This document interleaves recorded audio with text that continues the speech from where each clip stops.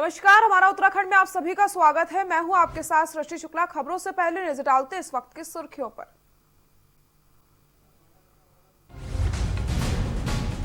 हरेला पर्व पर उत्तराखंड में आज रोपे जाएंगे 10 लाख पौधे। सीएम की अपील, एक पौधा जरूर लगाएं। देहरादून में लाइव भूस्खलन कैमरे में कैद। भूस्खलन से रास्ते हुए बंद। रास्ते में फंसे लोगों को उठानी पड़ रही है परेशानी। उत्तराखंड में 16 से पूर्ण लॉकडाउन की फैली अफवाह। सीएम ने दिए भ्रामक खबरें फैलाने वालों पर कार्रवाई के आदेश। देहरादून में घर में सो रहे परिवार पर बरपा कुदरत का कहर। एक पल में जिंदा दफन हो गई कई 4 जिंदगियां। केदारनाथ में पैदल मार्ग पर टूट रहे ग्लेशियर। ग्लेशियर टूटने से यात्रा में हो रही प्रभावित। ग्लेशियरों को साफ करने के लिए लगाई गई टीमें। केदारनाथ दर्शन के बाद बासुकीताल से ट्रेनिंग क्यों निकाले 4 टूरिस्ट हुए लापता। हेलीकॉप्टर ड्रोन के जरिए की जा रही है तलाश।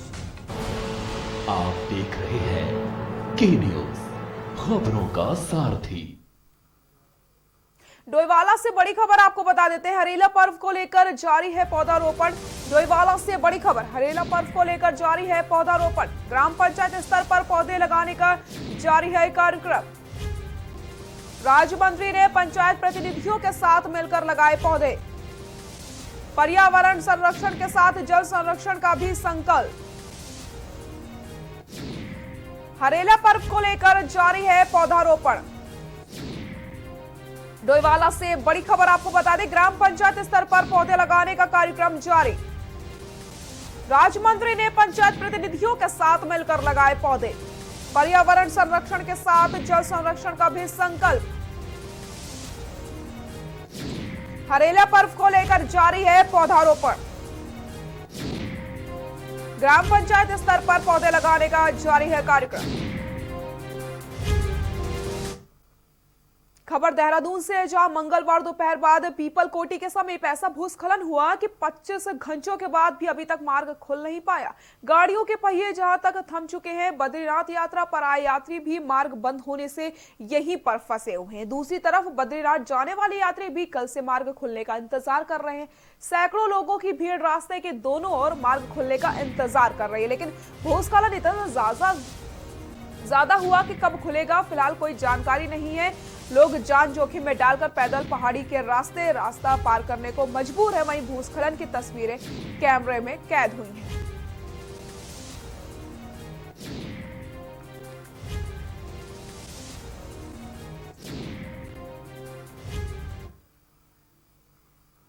केदारनाथ में दर्शन के बाद बासुकीताल से त्रियुगिनी नारायण ट्रेनिंग के रूट पर निकले देहरादून व नैनीताल के 4 लोगों के लापता होने का मामला प्रकाश में आया है। पुलिस द्वारा रेस्क्यू के लिए 3 टीमों को गठित किया गया है और रवाना किया गया है। साथ ही साथ ड्रोन और हेलीकॉप्टर से रेकी भी की जा रही है, लेकिन अभी तक लापता लोगों का पता नहीं चल पाया। लापता लोगों में से हिमांशु, जितेंद्र भंडारी, मोहित भट्ट और गंगा भट्ट बीती 12 जुलाई को ई-पास के जरिए सोनप्रयाग से केदारनाथ के लिए रवाना हुए थे और 13 जुलाई को बाबा केदार के दर्शन के बाद ये चारों युवक बासुकीताल के लिए रवाना हुए थे।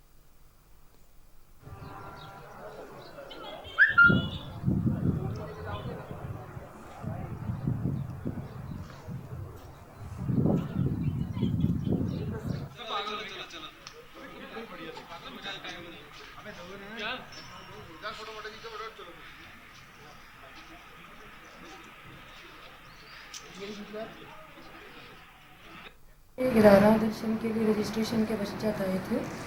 13 की मॉर्निंग में ये सूचना मिली है कि वो बासुकीताल के लिए निकले। 13 तारीख को शाम के समय थाना सोनप्रयाग को ये एक मैसेज कन्वे किया गया कि उनके अभी पता नहीं लग पा रहा है, कहीं रास्ता भटक गए, कांटेक्ट नहीं हो पा रहा है। 14 की सुबह में एक टीम भेजी गई थी। 2 टीमें SDRF की थाने के माध्यम से वहाँ पे सर्च के लिए भेजी गई। दिन में उन्होंने पूरा दिन सर्च अभियान चलाया, किसी प्रकार की सफलता नहीं मिली। भले ही भीषण गर्मी वाला जुलाई महीना चल रहा हो, लेकिन केदारनाथ पैदल मार्ग पर अभी भी बर्फ जारी है। बर्फ के बड़े बड़े ग्लेशियर केदारनाथ धाम जाने वाली यात्रियों की राह में रोड़ा बन रहे हैं। बारिश होने पर ग्लेशियर टूट रहे हैं, जिस कारण पैदल मार्ग पर आवाजाही बंद हो रही है। वहीं वैकल्पिक मार्ग के जरिए तीर्थयात्रियों की यात्रा करवाई जा रही है। हालांकि पैदल मार्ग से ग्लेशियरों को साफ करने के लिए मजदूरों की टीम लगाई गई है। वहीं अपर जिलाधिकारी ने कहा है कि गौरीकुंज में सफाई व्यवस्था को लेकर सुलभ इंटरनेशनल को कहा गया है। केदारनाथ यात्रा पड़ावों में व्यवस्थाओं को सुनिश्चित किए जाने का प्रयास किया जा रहा है। के बाद प्रकृति ने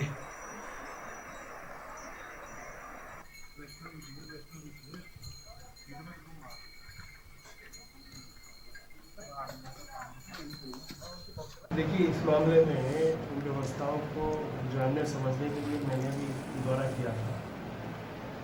और जहाँ तक प्राइवेट जो दुकानें हैं वो वास्तव में नहीं चल रही हैं, क्योंकि इसमें उनको उतना मार्जिन नहीं समझ में आ रहा है। लेकिन जो हमारे सरकारी संस्थान हैं वो बदस्तूर चल रहे हैं, इसमें कोई दिक्कत की बात नहीं है। जहाँ तक ये बात है कि रास्ता कई जगह आपको खराब मिला होगा, उसका कारण ये है कि अभी वर्तमान में भी काम चल रहा है, क्योंकि लॉकडाउन की वजह से हम उसको नहीं कर पाए पूरा। तो वर्तमान में भी अभी पैच वर्क का काम आपने जगह जगह देखा होगा, वो हमारा काम अभी चल रहा है। ये स्थिति लेकिन जल्द ही ठीक हो जाएगी। हरेला पर्व के उपलक्ष्य पर शिक्षा मंत्री अरविंद पांडे ने हल्द्वानी राजकीय बालिका इंटर कॉलेज में पौधारोपण किया। इससे पहले उन्होंने राजकीय इंटर कॉलेज राती घाट में भी पौधारोपण किया था। साथ ही साथ उन्होंने कहा है कि मानव जीवन के लिए पौधे अति आवश्यक हैं, इसलिए पौधों को प्रतिदिन पानी देना तथा उसकी देखभाल करने की आदत बनाएं तथा उनकी देखभाल के एक नवजात शिशु की तरह करें। उन्होंने हरेला पर्व पर सभी को बधाई और शुभकामनाएं दी हैं। कार्यक्रम में अध्यक्ष जिला पंचायत बेला तोलिया, उपाध्यक्ष जिला पंचायत आनंद सिंह और विद्यालय की शिक्षिकाएं भी मौजूद रही।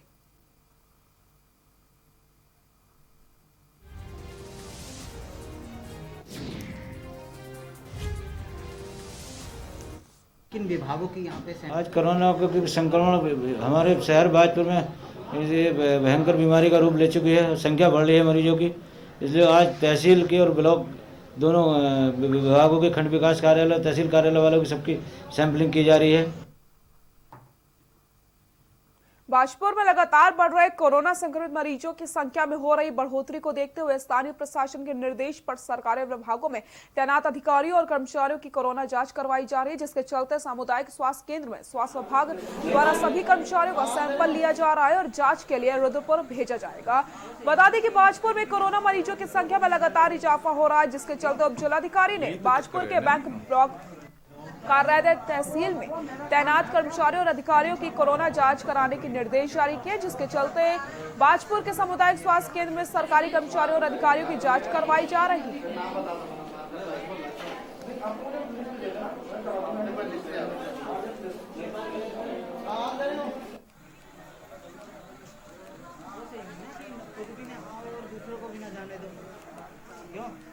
यही तो चक्कर है ना।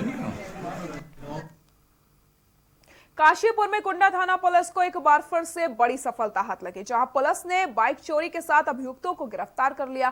फिलहाल पुलिस ने अभियुक्तों को न्यायालय में पेश किया है। फिलहाल पुलिस के मुताबिक इन छात्र चोरों ने बाइकों को काशीपुर कोतवाली ITI थाना क्षेत्र और कुंडा थाना क्षेत्र से चोरी किया।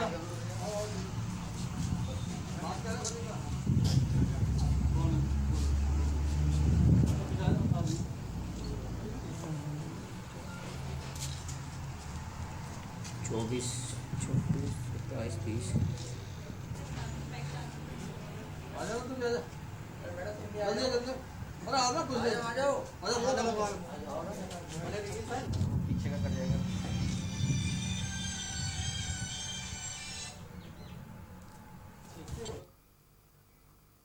नैनीताल हाईकोर्ट की खंडपीठ ने मुनि चिंतानंद द्वारा 35 बीघा रिजर्व फॉरेस्ट की भूमि पर अतिक्रमण करने व उस पर निर्माण कार्य किए जाने के दायर जनहित याचिका पर सुनवाई करते हुए अगली सुनवाई 27 जुलाई की तिथि नियत की है। साथ ही साथ कोर्ट ने राज्य सरकार से कहा है कि एक्शन टोकन टेकन रिपोर्ट के आधार पर कार्रवाई की जाए, लेकिन आज इसका विरोध करते हुए याचिकाकर्ता के अधिवक्ता द्वारा कोर्ट को बताया गया है कि राज्य सरकार ने अभी तक कोई कब्जा नहीं किया था, ना ही अतिक्रमण करके बनाया गया 52 कमरों की बिल्डिंग को तोड़ा गया है।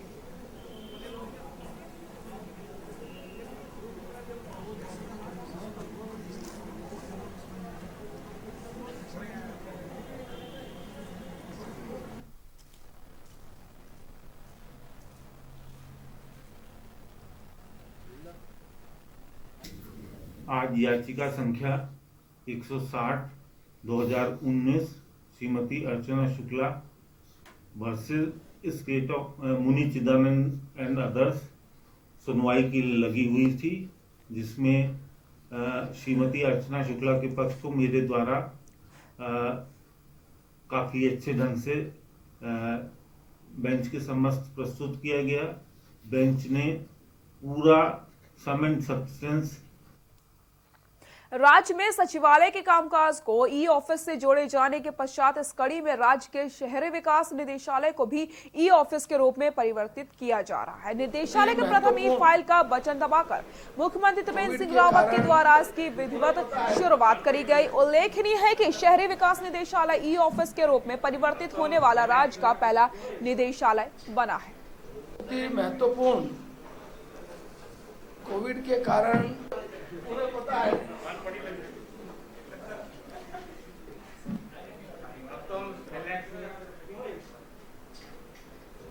महत्वपूर्ण जो हमने पहले नगर निकायों में, नगर निगम में किया था, वो अब पालिका और पंचायतों में भी जाएगा। यानी व्यक्ति खुद अपने घर में बैठकर उसका एक रेट फिक्स हो जाता है, बोर्ड उसको पास कर देता है। जैसा पता चलेगा कि 1 स्क्वायर फीट का 1 रुपये लगेगा और मेरे यहाँ 1000 फुट का मकान है, तो मैं स्वयं एक फार्म लूंगा, उसको भरूंगा। भरने के बाद मुझे आइडिया कि मेरे 1000 फुट मकान है, 1000 रुपये मेरे बने टैक्स के, उसमें कैलकुलेशन करेगा, कितनी छूट है वो निकालेगा, माइनस करेगा फार्मूले के तहत और वो पैसे जमा कर देगा। यानी घर बैठकर टैक्स का कैलकुलेशन करना और अब उसको जमा करना, ये सारा घर बैठकर आप काम कर सकते हैं।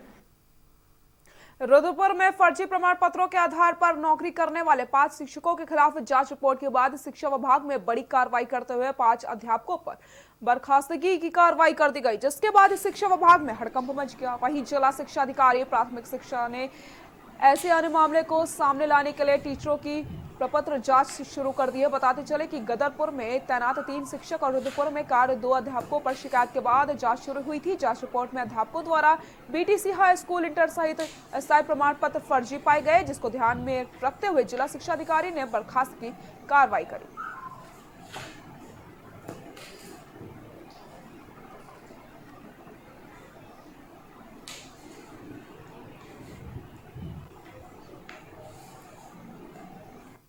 ऐसा है कि बहुत पहले एसआईटी ने किसी की शिकायत पर इनके प्रमाण पत्रों की मांग की और उन्होंने अपनी जांच में ये पाया कि इनके बीटीसी के प्रमाण पत्र या इंटरमीडिएट के प्रमाण पत्र फर्जी हैं। उसके क्रम में इनको बर्खास्त किया जा चुका था पहले, लेकिन माननीय न्यायालय में इनके द्वारा अपील किए जाने के कारण न्यायालय के आदेश पर पुनः इनकी जाँच कराई गई। तो इसमें 3 टीचर फिलहाल गदरपुर के हैं। 7 साल पहले जीने और 7 जन्मों के सपने सजोए गए, जिसके साथ 7 फेरे लेकर अपना घर छोड़कर उसके घर में आकर रहने लगी, जिसके लिए घर वालों से बगावत तक की उसी प्यार ने वंदना को आत्महत्या करने पर मजबूर कर दिया। जी हां, आपको बता दें, वंदना यूपी के सहारनपुर जिले के मिर्जापुर थाना क्षेत्र के नौगांवा माजरी गांव की रहने वाली है।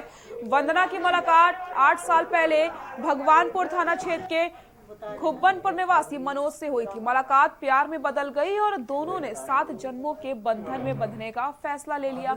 वंदना ने अपने प्यार के लिए घर वालों से बगावत करके 2013 में शादी कर ली थी, जिसके बाद दोनों खुब्बनपुर गांव में रहने लगे थे। वंदना के घर वालों के मुताबिक मनोज शराब पीकर वंदना के साथ रोजाना मारपिटाई करता था तथा उसके घर वालों से पैसा की मांग करता था। कई बार वंदना के घर वालों ने उसके पैसे भी दिए हैं, लेकिन मनोज की पैसों की मांग और वंदना पर अत्याचार लगातार बढ़ते जा रहे थे। हैरानी की बात यह है कि वंदना एक नहीं पूरे 4 दिन तक फांसी के फंदे पर लटकती रही। मनोज के घर वालों ने किसी को इसकी भनक तक नहीं लगने दी। मनोज रोजाना शराब पीकर आता था और पास वाले कमरे में लेट जाता था। 4 दिन बाद जब कमरे से बदबू आने लगी तो पड़ोसियों ने इसकी सूचना पुलिस को दी। पुलिस ने महिला के परिजनों को बुलाकर उसकी मौजूदगी में दरवाजा तोड़ा तो अंदर का हाल देखकर सभी का बुरा हाल हो गया।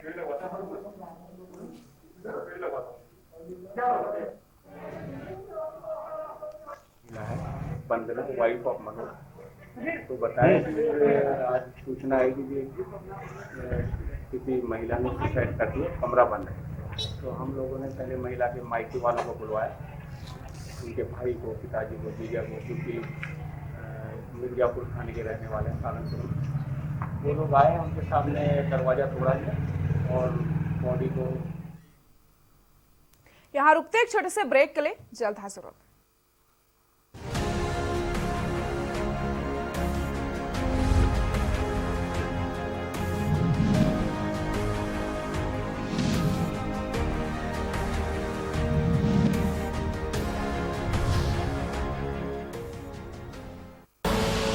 आप देख रहे हैं के न्यूज, खबरों का सारथी।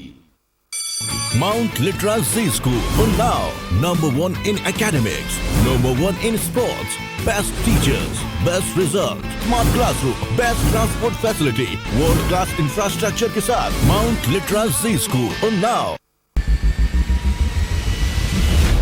कोरोना संकट के पल पल की अपडेट आप तक पहुंचा रहे हैं 100 कोरोना योद्धा। जुनेद अहमद, संजय विश्वकर्मा, आमिर रजा, मोहित कश्यप, मुकेश कुमार, संदीप शर्मा, संदीप गुप्ता, आलोक मिश्रा, जयकृष्णा, जहीर अहमद, सिद्धार्थ प्रताप सिंह, दिलदार खान, वरुण शर्मा, अजीत गिरी, गोपाल वर्णवाल, सैयद सभी अब्बास, अर्जुन देव वार्ष्णे, अमित कुमार। News India. सबसे बड़ी महामारी, सबसे बड़ी कवरेज। आप देख रहे हैं के न्यूज, खबरों का सारथी।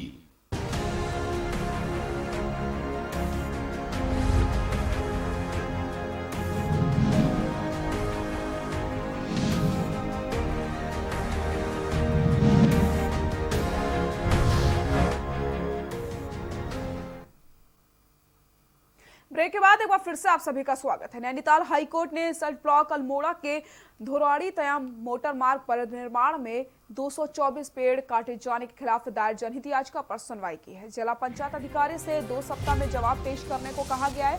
सुनवाई के दौरान वन विभाग ने अपना पक्ष रखते हुए कहा कि रोड निर्माण के लिए उनके कोई परमिशन नहीं ली थी, बावजूद इसके 2 किलोमीटर रोड का निर्माण कर लिया गया और 224 पेड़ भी काट दिए गए, जिस पर कोर्ट ने जिला पंचायत अधिकारी से पूछा है कि किस अनुमति से रोड का निर्माण किया जा रहा था।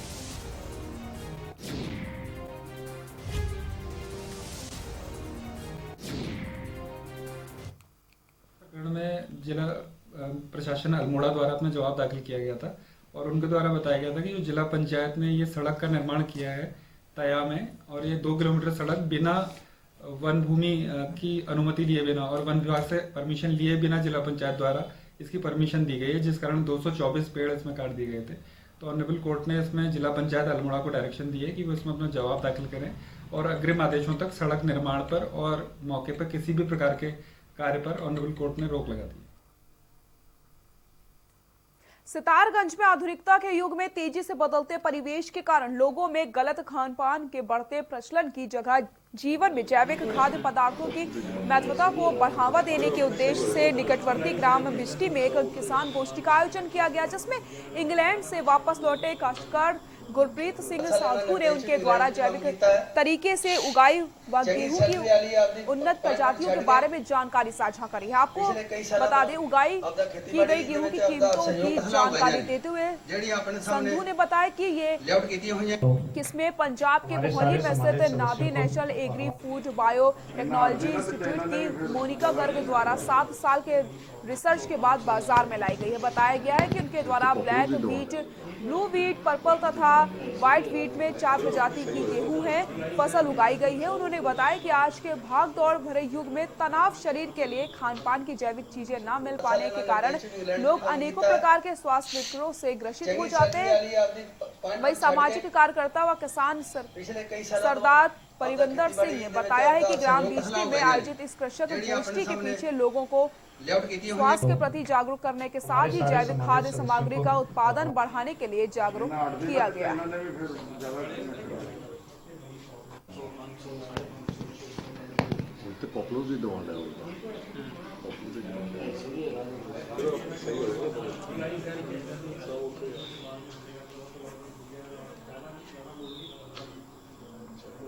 निर्देशक इंग्लैंड से भी काम किया है। 4-5 साल से ये लगातार ऑर्गेनिक खेती की तरफ किसानों को मोड़ रहे हैं और बहुत अच्छा प्रयास कर रहे हैं। इसमें काला गेहूं और लाल भिंडी इस तरीके की बहुत सारी सब्जियां और गेहूं का उत्पादन ये कर रहे हैं, जिससे कि हमारे शरीर में जो पोषक तत्वों की जो कमी है उसको बढ़ाया जाता है। नैनीताल हाईकोर्ट में यूपी के विधायक अमन मणि त्रिपाठी सहित अन्य लोगों को लॉकडाउन के दौरान उत्तराखंड सरकार द्वारा बद्रीनाथ व केदारनाथ जाने के लिए जारी किए गए स्पेशल पास के खिलाफ दायर जनहित याचिका पर सुनवाई हुई। सुनवाई करते हुए कोर्ट ने मुख्य सचिव व डीजीपी को 30 जुलाई तक याचिकाकर्ता के द्वारा पूर्व में दिए गए प्रत्यावेदन को निस्तारित करने के लिए निर्देश देते हुए खंडपीठ में जनहित याचिका निस्तारित कर दी। मामले की सुनवाई न्यायमूर्ति रवि कुमार मलिमत व न्यायमूर्ति NS धनी की खंडपीठ में हुई। बता दें, पूर्व में कोर्ट की खंडपीठ ने सरकार से पूछा था कि आखिर किन परिस्थितियों में इनको स्पेशल पास जारी किया गया है, जबकि भारत सरकार की तरफ से राज्यों को लॉकडाउन का पूर्ण पालन कराने की विस्तृत गाइडलाइन जारी की गई।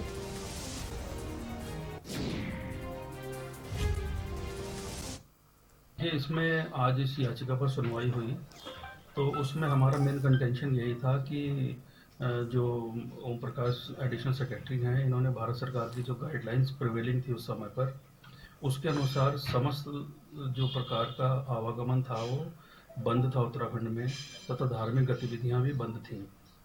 लेकिन इन्होंने उसके बावजूद भी 2 तारीख को उत्तर प्रदेश के विधायक ने इनको अप्रोच किया और एप्लीकेशन लगाई कि उनको माननीय मुख्यमंत्री उत्तराखंड के पिताजी के कर्म के लिए उनके गाँव जाना है और उसके बाद बद्रीनाथ केदारनाथ जाना है।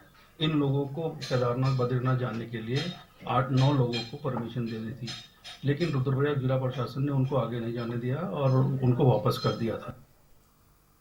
देवभूमि का देवदूत कही जाने वाली एसडीआरएफ की टीम ने एक रोंगटे खड़े कर देने वाला रेस्क्यू का किया है और वीडियो वायरल हुआ। 10 घंटे की कड़ी मशक्कत के बाद चक्कूवाला में हुई दुखद घटना की रेस्क्यू करते हुए ये वीडियो वायरल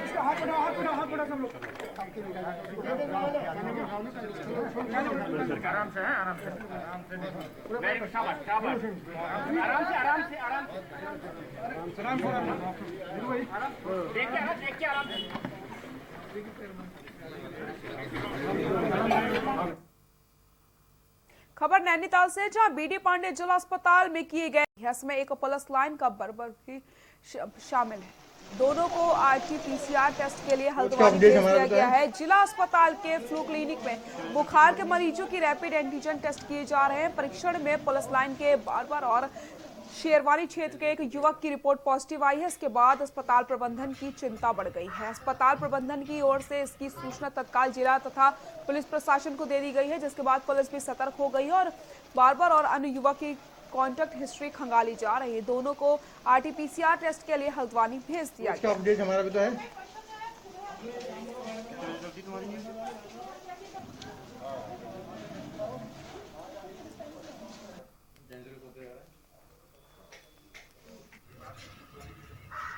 ये नॉर्मल जो हमारी डेली फ्लू क्लिनिक होती है, जिसमें कि हम जो फीवर के पेशेंट्स होते हैं उनको अलग से हम लोग उनकी सैंपलिंग करते हैं। तो ये रैपिड एंटीजन टेस्ट हम कर रहे हैं। तो आज हमको इसमें से करीब 3 से 4 केसेस पॉजिटिव मिले हैं, जिनको हमने STH से रेफर कर दिया है और उनके घर वालों को क्वारंटीन कर दिया है ऊपर। बुलेटिन में फिलहाल के लिए इतना ही। देखते रहिए K News India। नमस्कार।